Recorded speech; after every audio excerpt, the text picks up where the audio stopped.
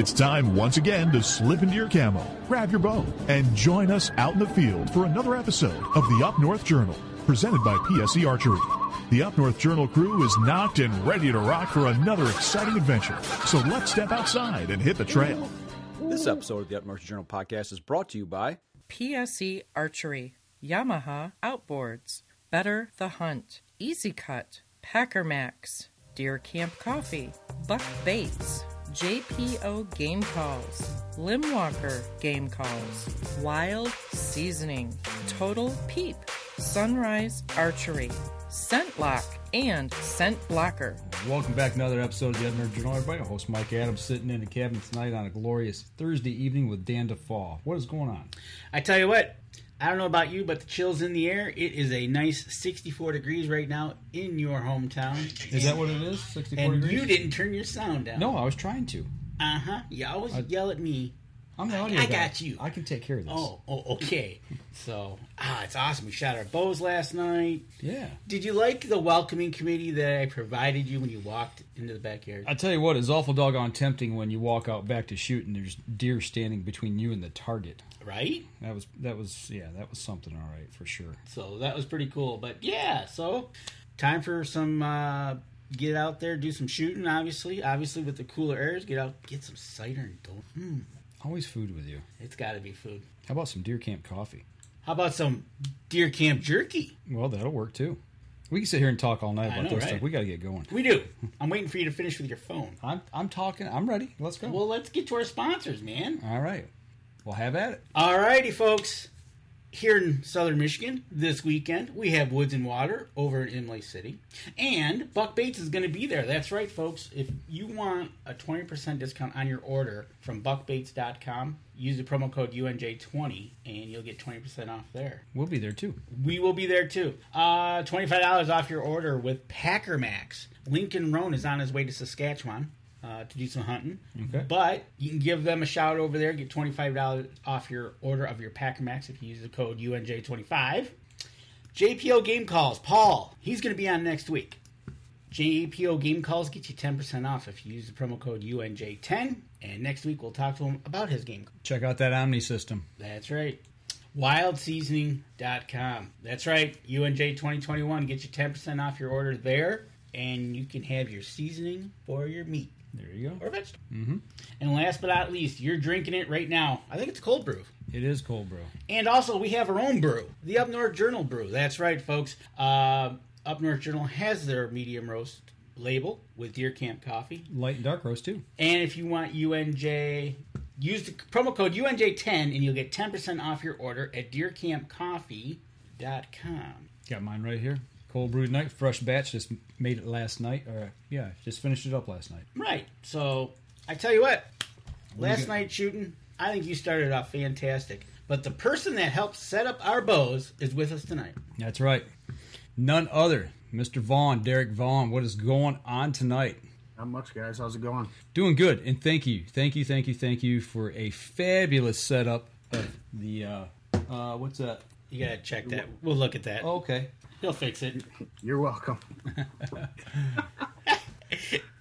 So there you go. There you go. The new PSE Evil 32. You shooting the 34. I am shooting the 34, and I love it. I tell you what, you talk about steady in the hand. We shot. If you watch the videos, you can see how they shot. So Derek, yeah. It's that, well, I'll just say it. It's silly season in September here in Michigan with October 1st around the corner. How's business going?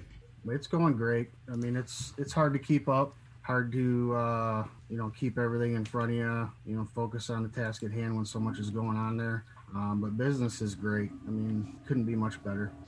Well, it typically ramps up this time of the year, and we talked about this at the shop a little bit, especially for the last year with everything going on with the pandemic and all that.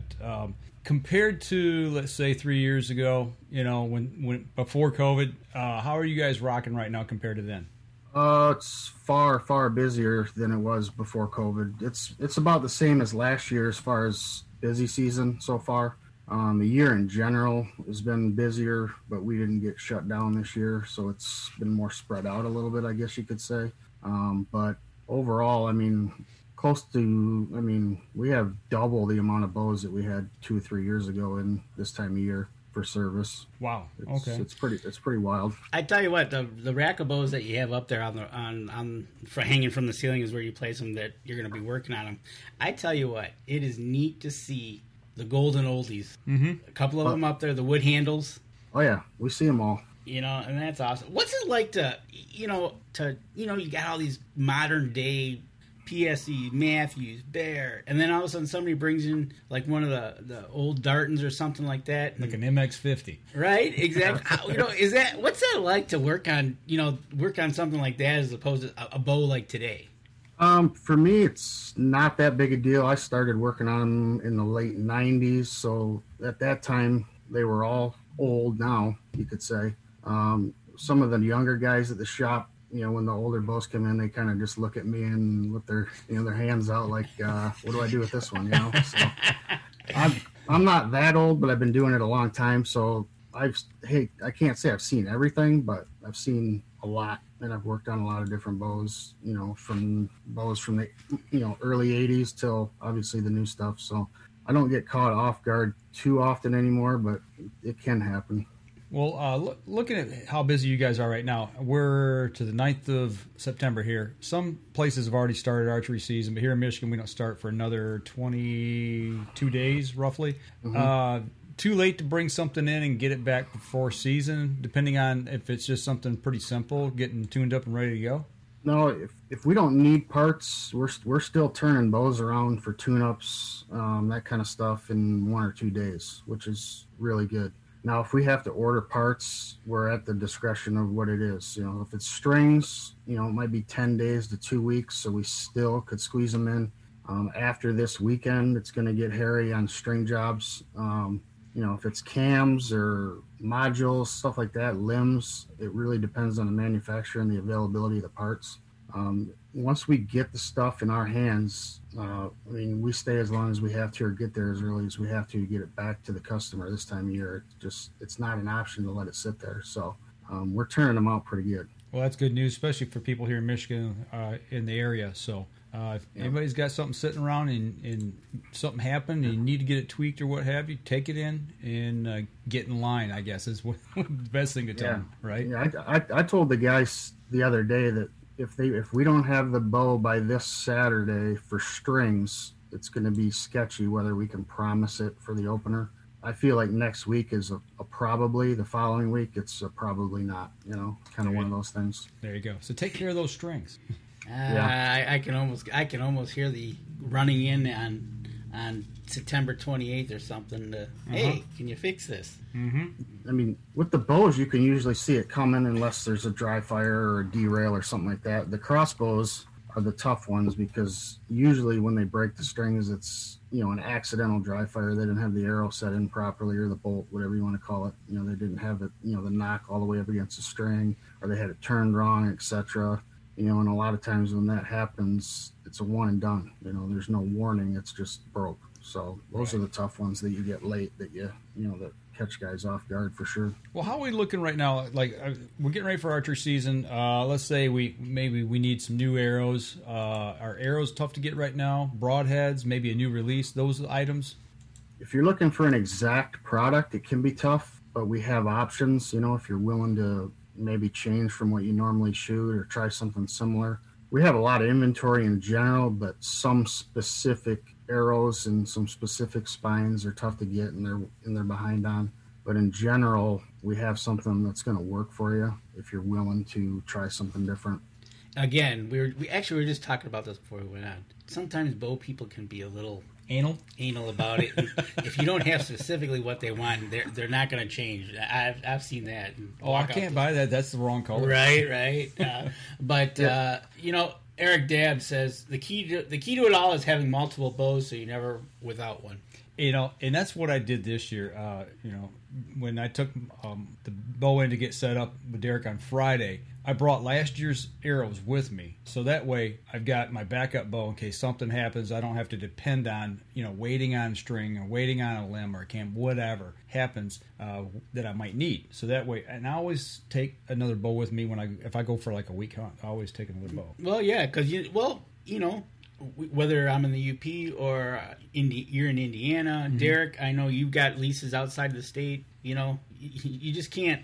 Yeah, you can't just rely on one thing. Right. Well, obviously, if you can afford to have a backup bow, that's great. Not everybody can, unfortunately, so you got to take care of the one you got, but obviously the backup bow would be the ideal route. Speaking of that, what would you suggest would be like a little a box full of items to take with you on a trip? Like when you go to your leases and stuff, or you're heading out of state hunting, what would you suggest in maybe throwing it in a little box, kind of like what a need to thing to take with you? I haven't done a lot of big, what I would call like adventure long, where I'm going to be gone a long time or away from where I could get something hunts. So, out west or anything like that, I haven't done that kind of hunt really.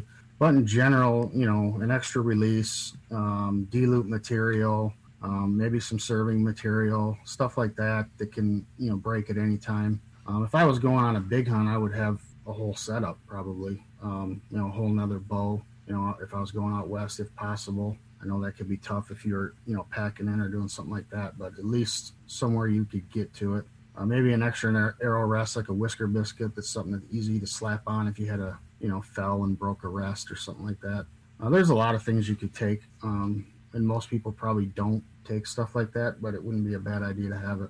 Absolutely, because, de-loop breaks on you, or your release messes up, or you somehow bust your rest. Yeah, absolutely. But I know Denny Steiner. He takes when he goes to Africa, he takes 2 bows. Mm-hmm. I think 2 bows, and he switches out the sight. I think too. Yeah, because he shoot depending on what game he's shooting. He'll shoot a big heavy arrow versus a regular hunting arrow. Right. So. Right.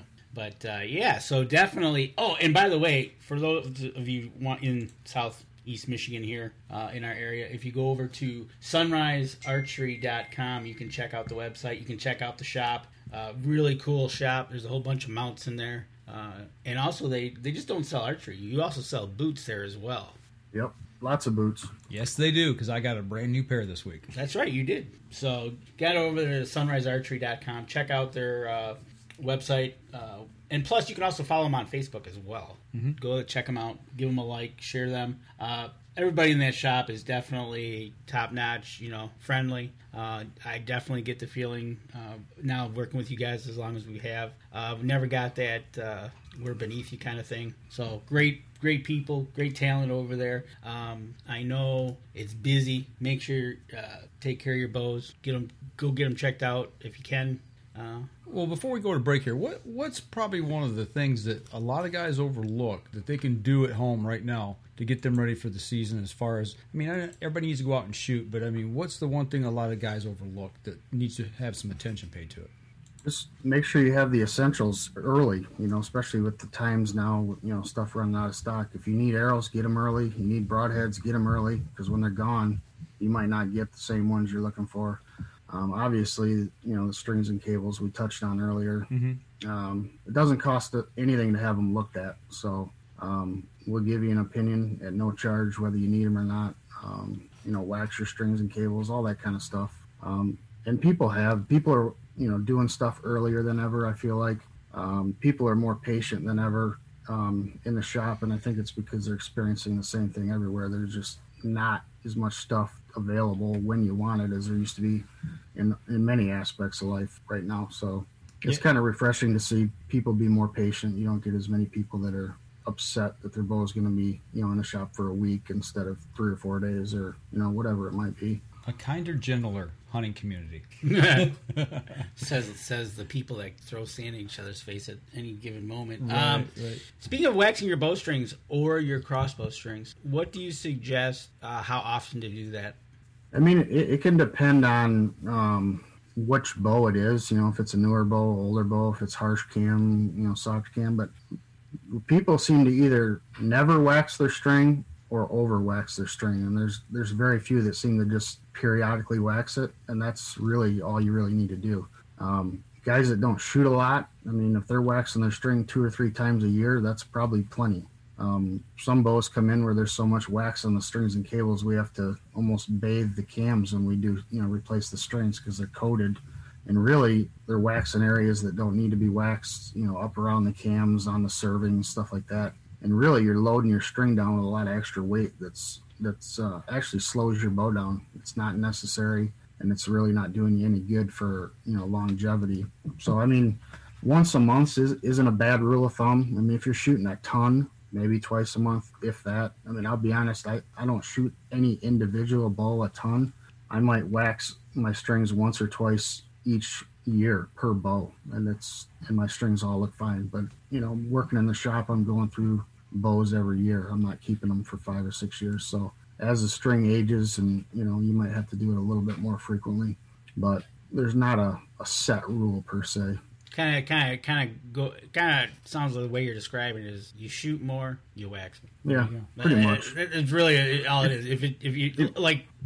If you do shoot a league or something like that, you could tend to wax more. If not, there you go. I mean, if you go out west in hot, dry conditions, it can eat your strings up. You probably want to wax them. If you get stuck in the rain and your strings get soaking wet, that can actually dry them out. As they dry out, it can dry rot them. So there's weather factors involved too, depending on what kind of conditions you get wrapped up in.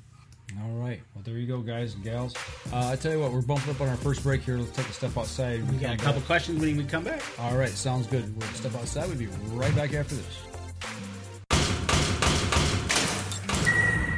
PSE Archery has reinvented the way you buy bows.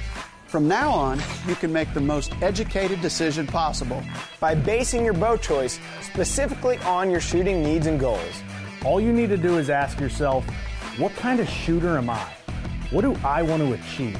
PSE will help find the right category for you.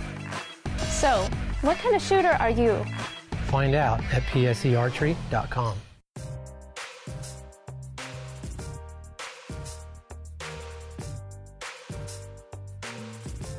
Welcome back, second segment of the show, and you got something here before we get going too Absolutely. Far. There's nothing better than talking about our friends up at FM 123 in Newberry. That's right. What's temperature? 61 degrees. 61. There's no cars on the street up there right now. No, it's not. They're probably all at Cedars having a pizza in a Deer Camp Coffee. There you go. And don't forget, Cedars in Newberry, in Mackinac, they now have Deer Camp Coffee. Check them out as well. But yeah, 61 degrees in Newberry. All right. And I'd like to thank FM 123 for carrying our show on their network. Right. So there you go. So, questions. Mr. Derek, we got a couple questions. You don't rent out bows there, do you? Nope. Okay. We do not. What is one of your biggest pet peeves? I don't know if I have. There's so many things that people do or assume that I may not agree with, but I've just learned to kind of let them all roll off my back anymore. I don't know that I have any. I think I talked about this last year, but it seems like every other person that goes in the range has their release set where they can barely reach the trigger when they're trying to shoot it, and I still haven't figured out why that is. They always want it so it's at the tip of their finger before they even draw the bow, and then when they draw the bow and put pressure on it, they're barely able to get their finger on it. So I guess that would be one of them. There you go. But there you go. Don't be reaching for the trigger. Yeah. Yeah, it can be a big difference if we can get them if we can get them to shorten the release and they're open to it. And almost every one of them. Oh yeah, that's way better. I don't know why I never did that before. So right, because they probably have never been properly watched. Yeah, well, right. we run into that working at Cabela's a couple of times. People would come in with things and they had no clue. Right. We've had people literally not be able to reach the trigger and miss it. They're slapping at the trigger and they literally miss the trigger because their finger is behind it.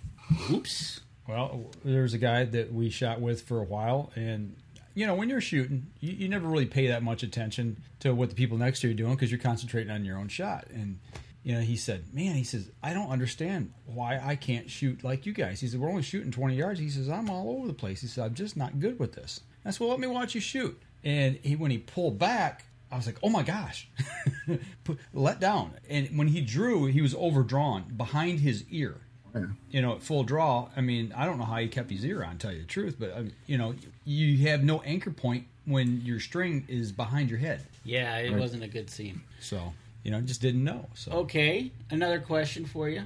In your opinion, what is the greatest innovation or invention as an accessory for a compound bow that you've seen in the last few years? Oh, that's a good call. I mean, I don't know. You think the releases? You think sights? You think? Well, in the last few years, I mean. Yeah, in the last few years. The biggest trend in the last few years is the sights like you guys are shooting, the movable, multiple pin movable sights for sure. I mean, I think they've been around for a little while, but they've really caught fire the last 3 to 5 years. I've got a couple now myself, and I really kind of appreciate why they were getting so popular. It's not necessarily an invention, but it's just a trend, I guess. Well, it's one of those things. I think the more you shoot, and then if you start going to these different types of shoots, it kind of makes sense. Yeah, I mean, when you're in a deer hunting situation, especially in the Midwest where we're at, most guys are shooting 30 yards or less, maybe 40.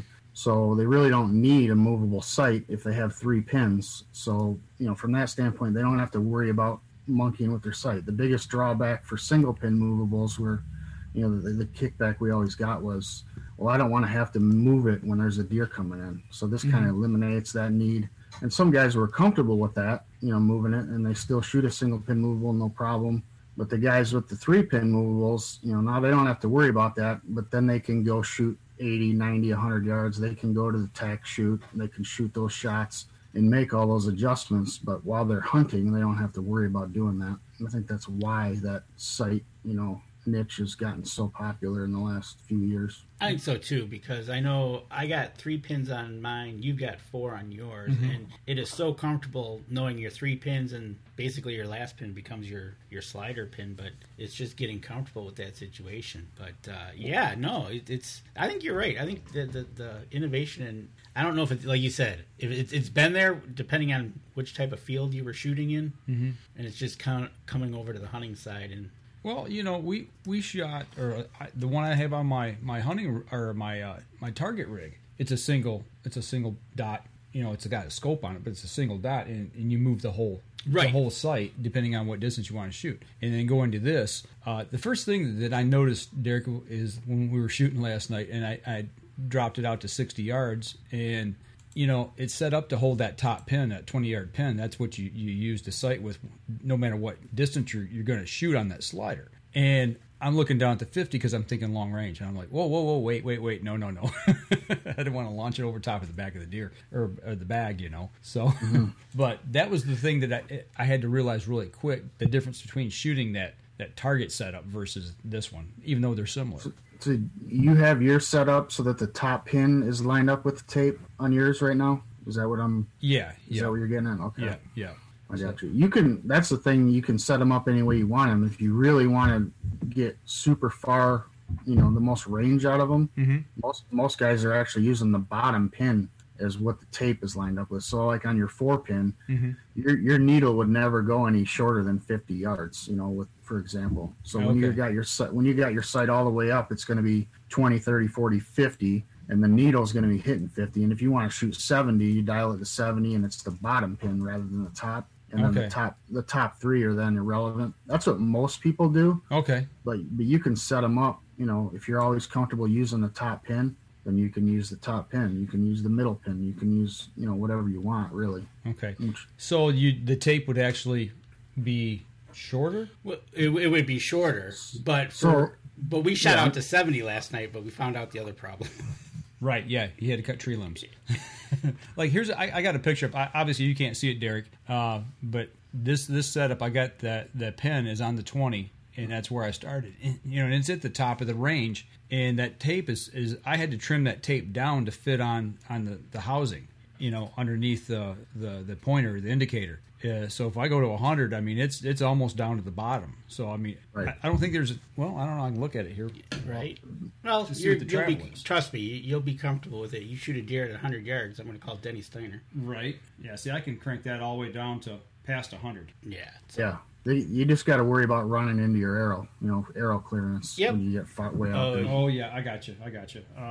And with the rest you guys are shooting now, it's hard to tell unless you got to take the tension off of it, Right. Yep. So that's kind of cool. And I tell you what, those rests that you got us into, those limb-driven ones, those are cool. Yeah, they work well. I've shot them for, I don't know, close to 10 years now. And, different variations of them over the years. And I just like the way they set up and tune better than cable-driven. Cable-driven work great. The QADs, the ripcords, they've been around a long time. They work phenomenal. There's just a little bit of a timing element involved and a little bit more setup time and all that kind of stuff that with the limb driven you really don't have to do. What I really liked about it, and I've shot a couple of different dropaways, is the fact of you knock the arrow. There's really no place that like you got to flip the flipper rest up, to grab it. There's no noise. You put the arrow on the rest, you knock it, and when knocking the string, that's the most noise it makes. So it's really right. really quiet. That's what I liked about it. Another question for you. What is better to shoot, one eye open or both eyes open, one eye closed? Well, I mean, if you can do it, absolutely both eyes open. If you're a right-hand shooter and right eye dominant, you should shoot both eyes open for depth perception, many factors. Myself, I'm left eye dominant. I shoot right-handed. I grew up shooting that way. I don't have to close my left eye, but I have to obstruct it, just squint it a little bit. So I'm not like super dominant left eye. It just is my dominant eye. And I've just learned to shoot that way. I shoot fine.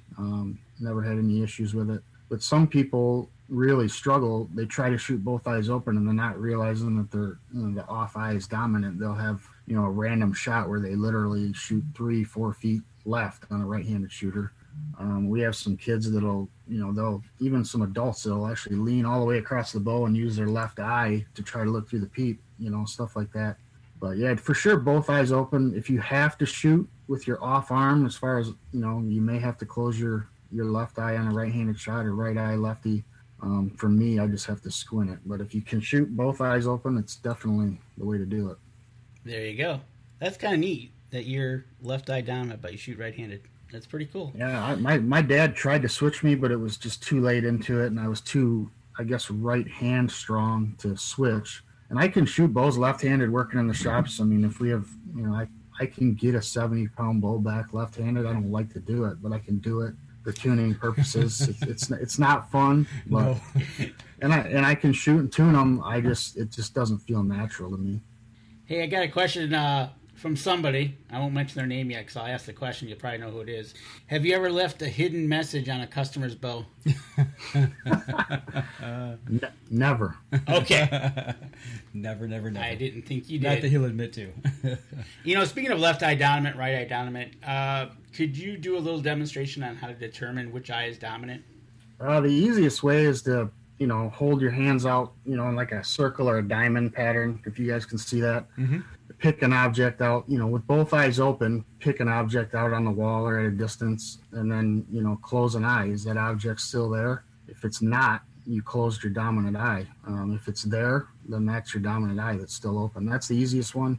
When kids come in the shop and they're unsure and they're not comfortable doing that, I'll have them do that at my, say I'll close one eye and I'll have them make a circle around one of my eyes. And I'll see which eye I can see through the circle, and I can tell just from doing that kind of stuff. But the thing on the wall for adults or kids that are a little bit older works pretty well. Usually. Yep, it does. It's really simple too, and it's kind of fun if they've never tried it and you get them to do it, and they're like, "Really?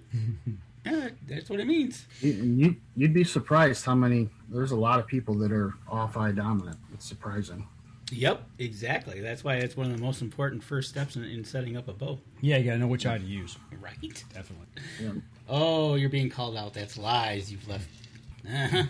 I can see where that's going. Well, I'll tell you what. Let's take our next break. We come back. We want to shift gears just a little bit. Yep. And take it down a different path here. So we'll be right back after this. PSE Archery has always dominated the speed category. Now, the most revolutionary cam system ever to hit the market has perfected the shooting experience. Introducing PSE's Evolve Cam System, featuring extremely high let-off capabilities and the smoothest draw cycle in history. No other cam system has ever delivered this level of total comfort and total control. Experience PSE. Experience performance. Welcome back, third segment of the show. So, this weekend here in Michigan, we're going to be having the Youth and Liberty Hunt. And your daughter is going out for her first hunt, correct? Correct. Is she going to be using a bow, or is she going to be using a gun or a crossbow? She's 8 years old, and she would rather use a bow, but she doesn't pull enough weight yet. She's only pulling about 21 pounds, so we're going to be using 350 Legend. I've had her shoot it a handful of times this summer, and she's doing pretty well with it. Excellent, awesome. Excellent. Well, good luck getting out there Saturday and Sunday this week. I think it's also the Liberty Hunt, right? You're asking the wrong person. I won't even look at you then. When you told me that the first time, I was like, already this soon? I had no clue.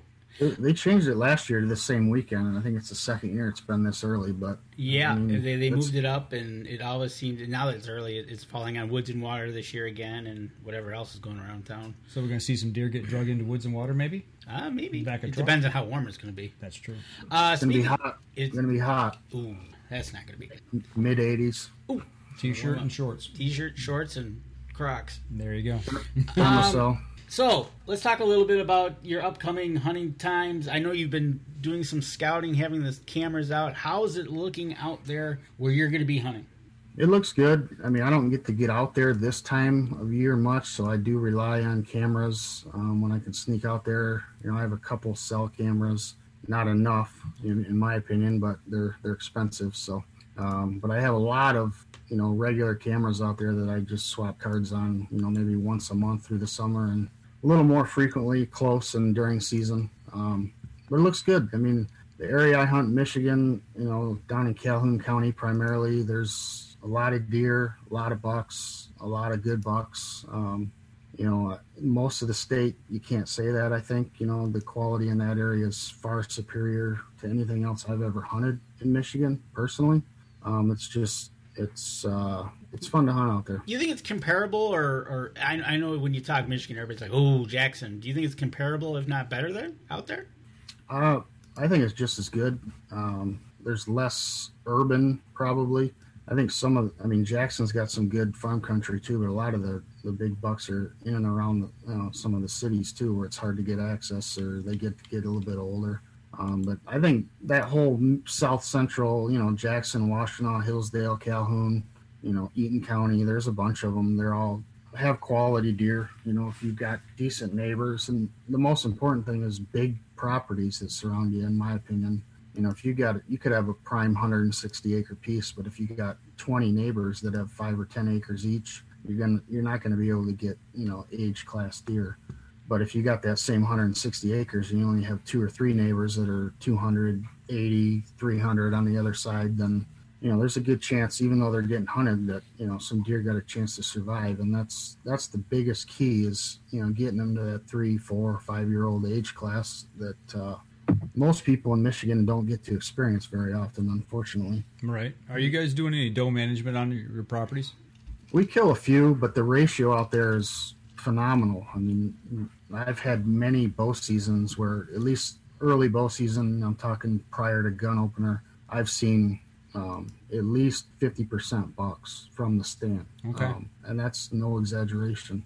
There's times where you'll get a big family group of does come through and it'll skew the numbers, but in general, if I see 6 or 8 deer, 3 or 4 of them are going to be bucks. Okay. And a good chance, that they're going to have at least a couple with some age to them. So we do kill some does, though. We don't go crazy. We probably kill, the equal number of does and bucks each year, which isn't many considering the ground. We hunt, in a given year anywhere from 12 to 1,500 acres out in that area, and it's a group of us. So, on average, we kill, anywhere from 4 to 7 or 8 bucks a year, and probably a similar number of does. Okay, so you're They're not, almost like a 1-to-1. Yeah, well, you're not letting them go, and just making a pass on them, where you start skewing those numbers. When I first started hunting out there around 2010, we had a couple farms that had a ton of deer and a ton of does, and we shot them. And then I forget what year it was. It might have been 2012 or 13 when EHD hit out there, and it absolutely wiped them out. I mean, that farm, you would see 15 to 20 deer sit in the timber. I'm not talking about looking at them, 200 yards out in the field. I'm talking coming by in bow range on average. And the following season, you were seeing, 2 or 3 if you were lucky. EHD, when it hit out there, I mean, it really devastated that whole area pretty heavily. Speaking of that area, you mentioned EHD. I mean, let's mention the other dirty three-letter word, CWD. Concerns with that at all right now? I don't personally worry too much about it because it's nothing I can do about it. And it's kind of the same thing with EHD. I worry about EHD more because it literally will wipe them out in 2 weeks. Where CWD, they can live, deer can live most of its life with it. I mean, eventually, they'll die from it, but it's not like it's going to kill them in 2 to 3 days like EHD would. Right. So obviously, there's concern with it, but I don't think it's something, at least from what I know about it, and I don't know a lot about it, it doesn't seem like it's something that you can really control or get rid of. Right. All right, enough about that. Well, that's it, right? That whole hot. I was just about to say, here we are mid-September, and we really haven't heard or been talked about any breakouts of EHD so far that we've trickled out of August. Well, we've had some good wet weather this year. We haven't. I mean, now at the very beginning of spring, I will say that we had some drought conditions they were concerned about. But there, midpoint of the summer before it got really bad, we got some good rain, so we didn't have those dry areas where that's usually when they have those outbreaks. Is when it's really, really dry. So right, exactly. Seems like when it's really wet early and then dry late is the worst because you get all the receding water and all that mud that the midges come from, and right. Those seem to be the worst years. Yep, exactly. But I haven't heard a single report from anywhere, which is good. Yep. Usually by now you're hearing it somewhere, whether it's out of state or. Yeah, even across the country, I've not really heard any huge outbreaks, even on social media. And usually, somewhere you hear about it, but I really haven't. I don't think I've heard anything about it this year. No, I haven't. So. You obviously, because we were showing some of your trail cam pictures that you sent us, use trail cams a lot. Yep. What would be your opinion? And you're allowed to step up on your soapbox if you want. If they do like they did in Arizona and ban game cameras.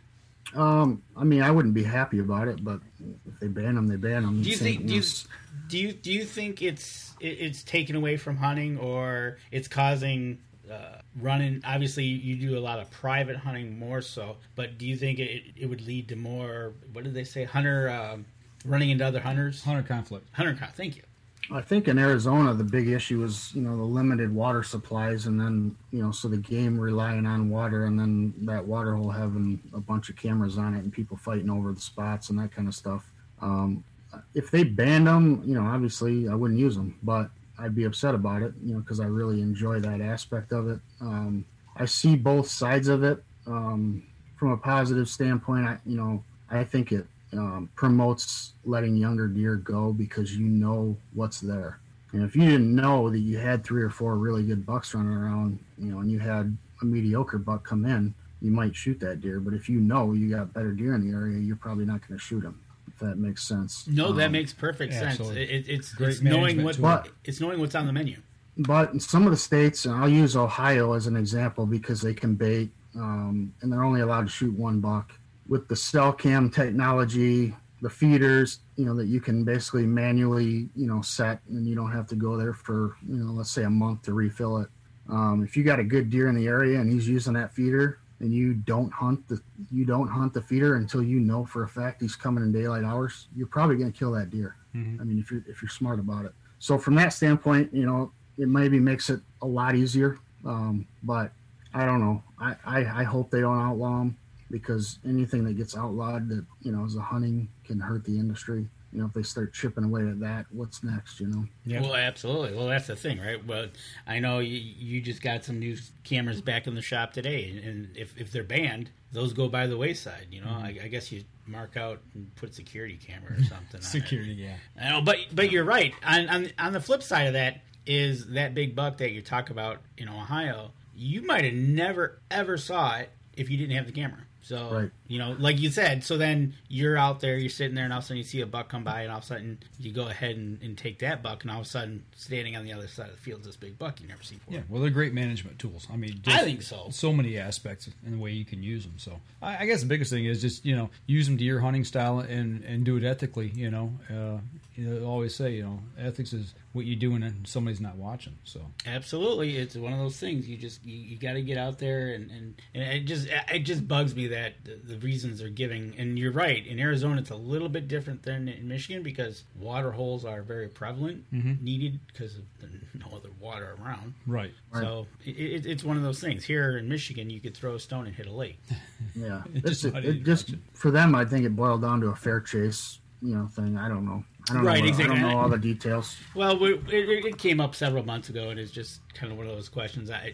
Obviously, you use the game camera a lot. We've talked to other people asking the same question, and it basically comes down to it's a management tool that you use to let bucks go, maybe see what's in the area that you've never seen before, and kind of sets how you set up your hunting. Yeah, I use it. 90% of what I use them for is just inventory. I want to know what's around. I don't put cameras generally at stand locations at all because I think it is pressure, and I've seen deer negatively react to them. So I put cameras on video mode before. I've watched deer walk in front of the camera, look at it, literally turn and run. So I don't want that to happen at or around a stand location. So I just need to know what's in the area. So I usually put them on the edges of food sources, corn or bean fields, wherever you're hunting. You can put them in acorns this time of year. They're hitting acorns pretty hard. Where a couple major travel corridors, cross, stuff like that. But I'm not necessarily trying to pinpoint exactly where that deer is at that time. Some guys do that and it works for them. I just try to avoid it. Usually if I can figure out that a deer's in an area and he's using that area, somewhat frequently, I can put the pieces of the puzzle together from there. I don't need to see him on camera standing in front of my tree to know I can kill him in that tree. Well, that's it, right? That's just one of those things, that's another thing about baiting, right? Very seldom will you get those big bucks to come directly into the bait anyway. So if you're not, like you said, you've got your cameras off to the side or in different areas, just seeing what's around the area. If they're going to walk under your stand, you're gonna kill it. You're going to give it a heck of a whirl. Those are some pretty nice bucks on those. Yeah, that's some nice antlers on these bucks, I will say. Right? So, and a shout out to Mark Coleman. Mark Coleman took a little break from our show because he needed to go outside and take care of some ground hornets that he introduced to gasoline, and he made it back. There you go. That's the best way to take care of ground hornets is teach them what petrol is. Right? And fire. Does he still have his eyelashes? I know, right? That's a good one. Yeah, Mark, you still got your eyelashes. That's a good one. That's funny. Yeah, we had something similar that we had to deal with at Nancy's house. So, have you ever run into a problem like that when you're out early season? You climbing up a tree or you're sitting in a tree and all of a sudden you kind of notice that there's high activity and all of a sudden you see a nest that you kind of didn't notice before because maybe the leaves or the foliage was on it, and it's like all of a sudden you're out there midday and all of a sudden they get pretty active. I had a stand, and this was probably 6 or 7 years ago, that I hung the stand and I was trimming shooting lanes. This was early summer, and I got just about done trimming lanes and I stepped on a ground bee hole and they lit me up. I got out of there and never went back. Never hunted that stand. Wow, they won. It wasn't a spot. Obviously, I wasn't overly thrilled with it after I reanalyzed it, and that happens. I'll hang stands at times that I will never hunt, and it just based on intel and how everything ends up working out that season or what I'm seeing in other areas. It's not that uncommon that I won't hunt a stand that I have hung on any given year. Okay. Oh, that's but another. In that instance, the bees didn't help for sure. Right? Oh, I get that. That's a good question. We see pictures of deer. Are you getting a lot of pictures of coyotes on these same properties? At times. This summer, not too bad, but I've got a buddy that has a lease that's really close to some of mine, and he's sending me 3 to 5 coyote pics a day. I mean, all times of the day, midday, night, you name it. I mean, he's overrun with them. And they seem, I've had years like that on some of the farms, and then 2 years later, you don't have any coyote. It's almost like they're following whatever they're feeding on. They're overrunning an area, and then they're moving to the next farm. I get them occasionally, on many farms, but I'm not getting them a ton like I have in the past. Okay. All right, then. And by the way, Mark Coleman still has his eyebrows because his wife would not let him light them up because it was too close to the house. No, man, that's no fun. Right? So, there you go. Gotta have challenge. Right? So, I tell you what, we're bumping up on our last break. When we come back, we're going to talk a little bit about leasing. You kind of gave me some insight on going after some leases and how I wanted to kind of talk to you about how you guys get into it and do it. All right, let's step outside, take our last break, and we'll be right back after this.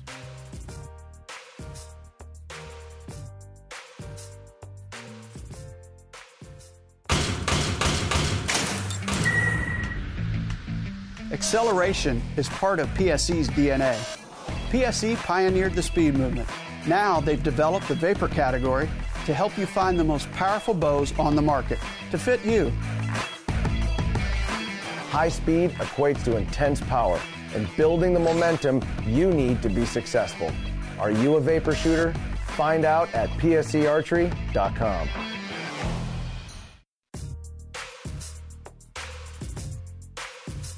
Welcome back. Last segment of the show. So we've got our bows set up. We've talked about a little bit about scouting, getting ready for season, where the deer are at, ground bees, right? And coyotes. And coyotes. And you mentioned leasing. Talking about the lease. Is it something you've just gotten into here recently? Is it something that you and your friends have done over the years for a long period of time? Or talk a little bit about that.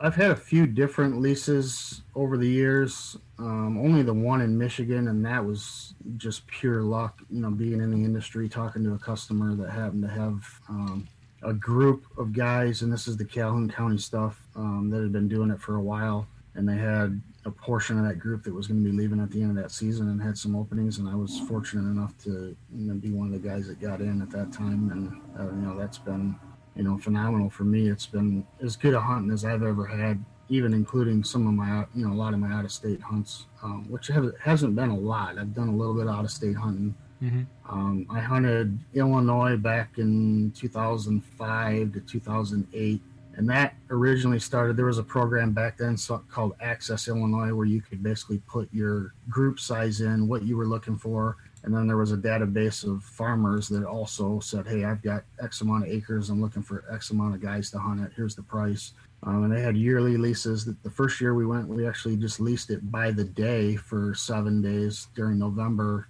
and it was phenomenal. We had 1 day to scout and hang stands. I think we hung 7 or 8 sets in 1 day, hunted the next day, and we were covered up in bucks. There was 3 of us. I think all 3 of us had opportunities at least, 100 to 115 inch deer, which in Michigan, you're flinging arrows at, not necessarily down there. But we liked it so much that we approached the landowner that following season about, just leasing it outright rather than, by the day or whatever. And he, he liked the idea as long as he could get similar money to what he was making doing it the other route. So we ended up, going through with that. I hunted there for 3 or 4 years, and at the time it was more than I could afford, probably stretching it. I was getting married, had kids, so I got out of it after 2008, for cost reasons mainly. And I lucked into the Michigan stuff in 2009, so it kind of worked out. But recently, I've been looking more for an out-of-state option.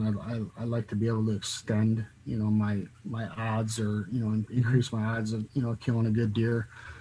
So I've been looking hard, and there's a few different websites out there that, we had a lease a couple years ago in Indiana that we got through Hunting Lease Network. It's kind of an auction setup, kind of like eBay, where they'll put a property out there with a starting bid, and it just gets bid up for a week to 2 weeks, and the highest bid wins. That can get pretty expensive if it's in a good area. In the last year, I've always known of base camp, never really understood base camp. You go on there, you look at the leases, as just a casual observer, and it doesn't look like they have much to offer. But when we dug a little bit deeper into it, I got a buddy of mine that, he's been kind of looking for the same thing, something to hunt out of state, even if it's only a week. If it's close, maybe we can sneak down a couple extra weekends or whatever. But so we looked a little bit harder into the base camp thing, and what it boils down to is if you're serious about finding an out-of-state lease, you have to pay for their, premium membership. Okay. Or you're not going to see anything that's worth a damn. Right. So, because what you're seeing as a casual observer, if you go on Basecamp right now, is stuff that made it through 10 days of members looking at it. Okay. And I think it's $250. So what we did is we pulled 3 guys together that were serious about looking for. We split it, whatever it was, $70 or $80 a guy. We pooled our money together, got one membership, and then shared the login and password so that we could all jump on and see. Because they launch leases 3 times a week, Mondays, Wednesdays, Fridays, and there's usually 6 of them to 15 of them every time they launch. So, I mean, you're talking about 30 to 50 new leases every week becoming available.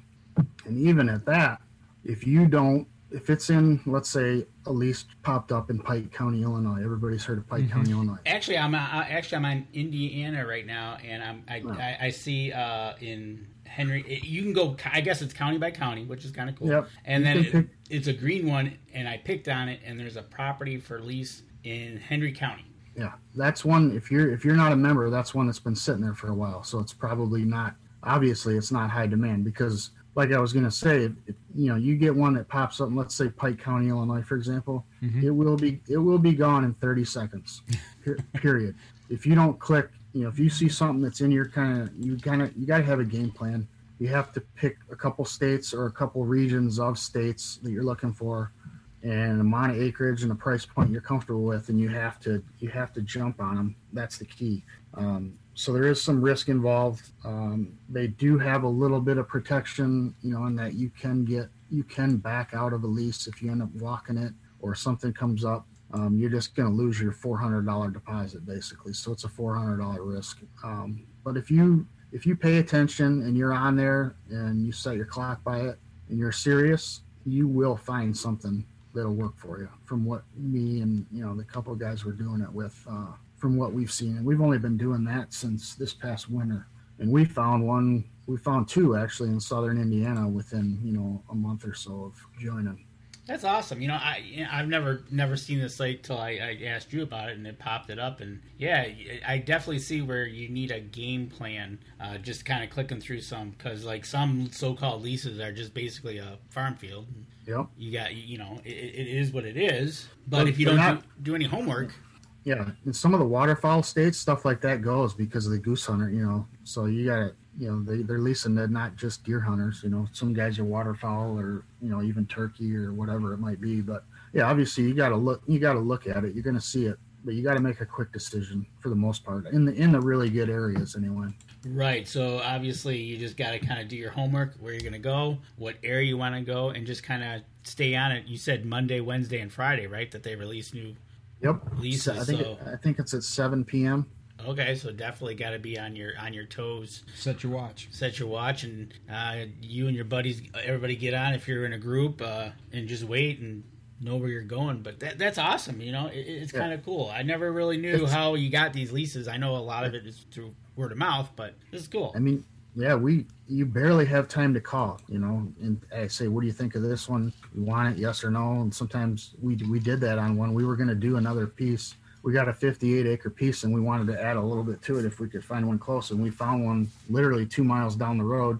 By the time we called, said, yeah, let's do it, jump back on, it was gone. I mean, it was all in less than, a minute, 2 minutes tops. So is it a bidding war, or do they have a set price, and then all of a sudden you just take that price? You know what the price is right now. So as soon as it launches, it has a price. You get a little bit better price if you send a money order check. If you pay with a credit card, they add 5% or whatever it is. But and there's a property. It just happens. There's a property up in Chippewa County. The price is $4,098. Okay. So that's the price you would pay. 400 acres. So $100 an acre. Michigan's harder to lease in and more expensive oftentimes than out of state because there's just so much more demand for it. It's harder to find leases in Michigan than it is in, say, Indiana or Illinois or Ohio, in my opinion. Really? I wouldn't have guessed that. I would have figured the people in this state, all the hunters we have, and we've got a ton of hunters, would be looking to go out of state.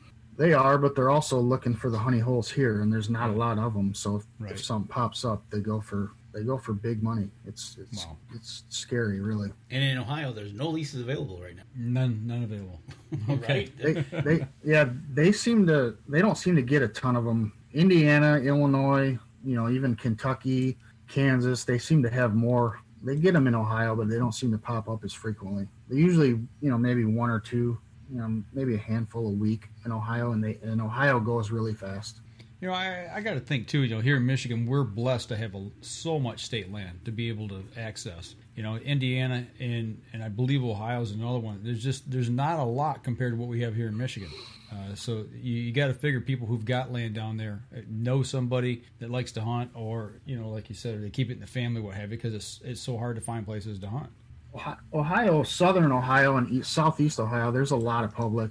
Not when you compare it to Michigan overall, but there's a lot of good public hunting in Ohio, and way down in southern Indiana, actually a lot right down where our leases are. There's a lot of public down there, and it's all big hill country. It's stuff that, I'll be honest, I'm not comfortable in yet. As far as, how to hunt it, I'm used to, farms and edges and pinch points and stuff like that. And it's just, you're hunting a lot more terrain than, edges like you do up here. So there's a learning curve. We'll see how it goes. Do you have one of the questions that's coming up is do you have any restrictions like on the lease that you're having in Indiana? Trail cams, trimming limbs, is there all written in the lease? Anything like that? Yeah, each lease will have its own, may or may not have restrictions on whether you can drive an ATV on it, whether you can plant food plots. That's all. They send you basically a whole packet of information based on which lease you have, what the rules might be based on the landowner. Usually there's landowner contact information, all that kind of stuff. So each lease has its own agreement. Okay. So, and another question is, like with your Illinois one that you've done, have you run into any issues with the locals or the conservation officers, anything like that? Back when I hunted Illinois, I don't know if it was the first or second year, we had one trespasser. It happened to be a neighbor that used to be able to hunt there. We talked to him. We never had an issue with him again. Outside of that, as far as out-of-state stuff, I've never had any issues.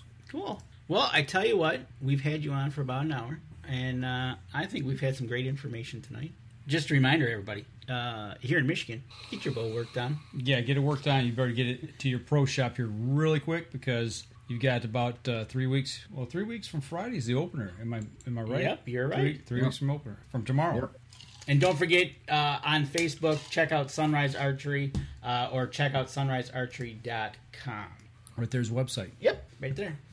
So give Derek a call over there if you're in the local area. See if he's not too busy. Get in there. He's got all your needs. Go check out the boots and as check well. out the boots. Yep, absolutely. So, well, I'll tell you what, we'll wrap up the show here, and want to thank you for spending some time with us here. Hang on, as soon as we get off the air here, we'll chat real quick and we'll let you go. But okay.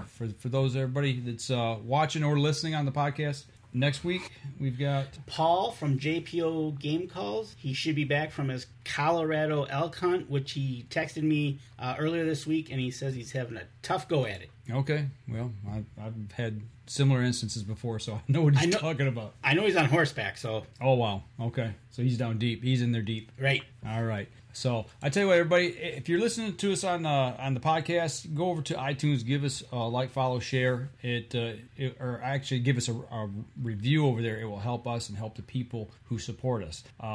Go over to Sunrise Archery, get on their social media pages, give them a like, follow, share, as well as us, and don't forget to share the show as well. So we'll be back again next week talking with Paul from JPO Game Calls. Y'all take care. We'll see you again next Thursday night. This episode was brought to you by PSE Archery, Yamaha Outboards, Better the Hunt, Easy Cut, Packer Max, Deer Camp Coffee, Buck Baits, JPO Game Calls, Limwalker Game Calls, Wild Seasoning, Total Peep, Sunrise Archery, Scent Lock and Scent Blocker.